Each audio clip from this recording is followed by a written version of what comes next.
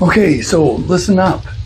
This may be important to someone you know or love, or both. This really could save someone's life. The seadoo switch, Bombardier's recreational products, and you've seen the BRP logo, I'm sure.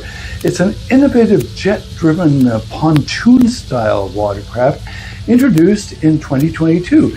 It was designed to bridge the gap between a traditional personal watercraft, or a PWC, and a small pontoon boat.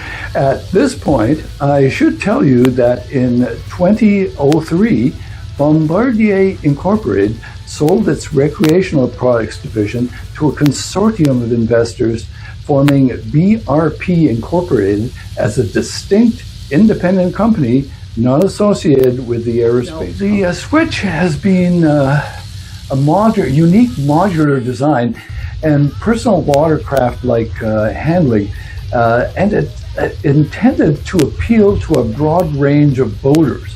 However, the vessel's market debut has been overshadowed by a series of severe capsizing incidents.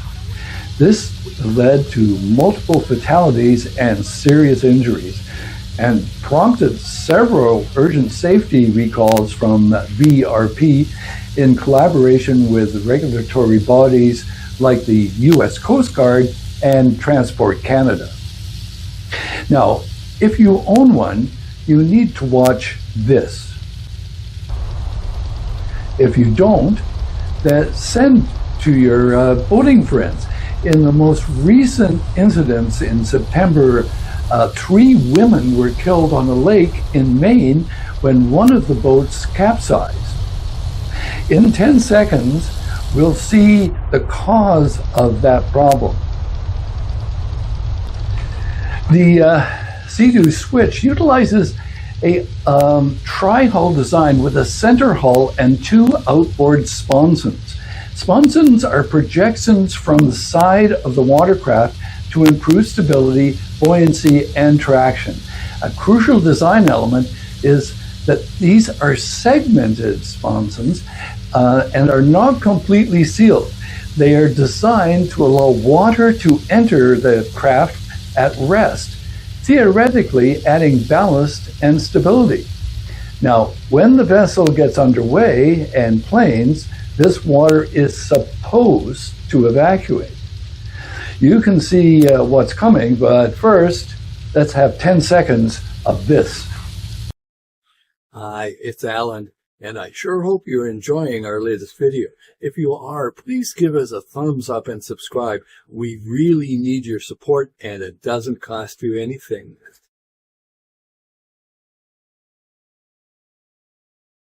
Isn't this? The danger scenario, as described in the safety alerts and recall notices, occurs when the vessel is operated with an unfavorable trim by the bow, meaning the front of the boat is riding too low in the water. This can be caused by, improper weight distribution. Passengers or cargo are being concentrated heavily in the forward section of the vessel, exceeding the safe limits for the bow load. This is a major cause of the issue, according to the manufacturer. Too much weight on the bow causes incomplete water evacuation. If the water in the hull sponsons does not fully empty or shifts forward, it can make the front overloading condition much worse. When operating under these conditions, any sudden change in speed or direction, particularly when slowing down towards idle or encountering a wake, can cause the bow to nosedive or dig into the water. The resulting instability can be dramatic and rapid, leading to a catastrophic forward capsizing or rollover. The severe nature of the injuries and fatalities associated with these incidents often stems from the occupants being trapped beneath the overturned vessel. Now, the official response from Bombardier has involved a series of escalating safety recalls starting in 2025 and encompassing nearly all model years of the Switch line. These actions followed a growing number of reported accidents, including a rather high-profile case resulting in the death and life-altering injuries and mounting legal pressure. The first recall in early 2025 targeted model years 2022 to 2025. The corrective action centered on two main components. One was the structural modification, which meant the applying of a partial sealant to specific sections of the hull to optimize water evacuation and prevent water from accumulating in the forward sections. The other was the operational warning, adding two new on-product warning labels and providing an addendum to the owner's guides, strongly emphasizing the critical importance of correct passenger and cargo weight distribution, especially towards the front and front overloading. However, subsequently, tragic incidents, including a capsizing that resulted in multiple fatalities, even after the vessel had undergone those initial repairs, indicated that the initial measures were insufficient, or that the route design flaw was more fundamental. Now, the second recall was about replacing sealants with gaskets, removing any previous applied sealant and reinstalling 3 permanent gaskets in specific hull sections to improve and ensure optimal water evacuation. For units already equipped with gaskets, an inspection is required to confirm all 3 are present.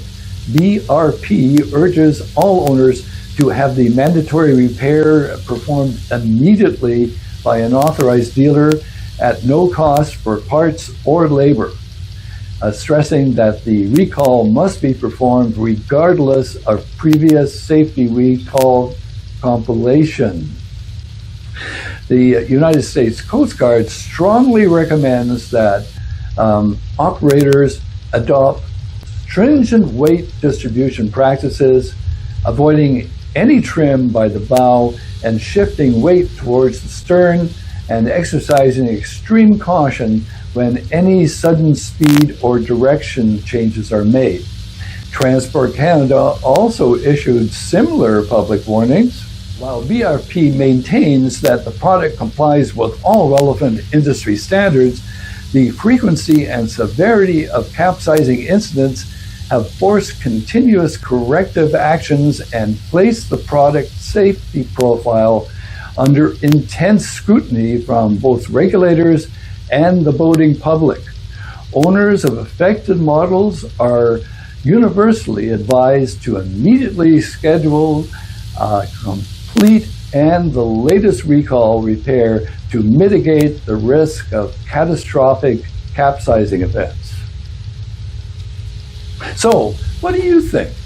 Let us know in the comments below. Thank you very much for watching.